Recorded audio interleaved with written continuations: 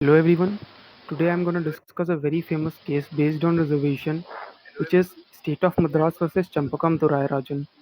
It is one of the first cases that dealt with the question of reservation in admission to the educational institutions. In this case, the province of Madras had issued a government order by which certain seats were reserved with regard to the admission of students to the engineering as well as medical colleges of the state. Srimati Champakam Durarajan filed a petition in the High Court of Madras under Article 226 of the Constitution challenging this government order. She challenged that this order breached her fundamental right to get admission into educational institutions which were maintained by the state.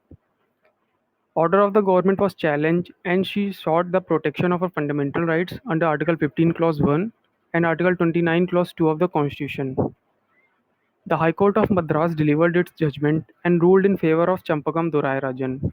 However, the state of Madras appealed this ruling in the Supreme Court and thus the case came before the Supreme Court of India.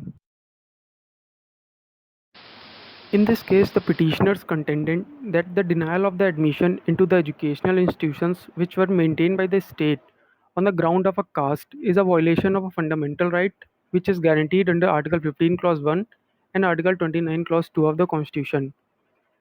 Subsequently, the respondent contended that Article 46 charges the state with promoting with special care the educational and economic interest of the weaker section of the people, especially scheduled caste and scheduled tribes.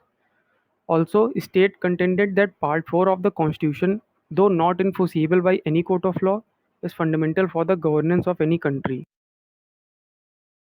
The Supreme Court held that the communal government order violated the fundamental rights guaranteed to the citizens of India by Article 29 Clause 2 of the Constitution and was therefore void.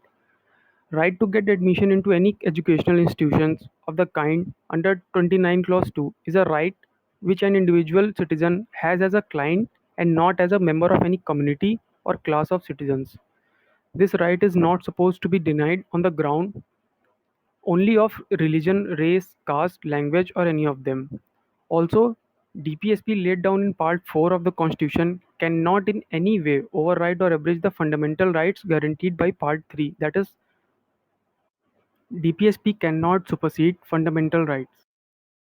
Now, after this judgment, Article 15, Clause 4 was inserted in the Constitution of India by the First Amendment Act, which confers discretion on the state to make special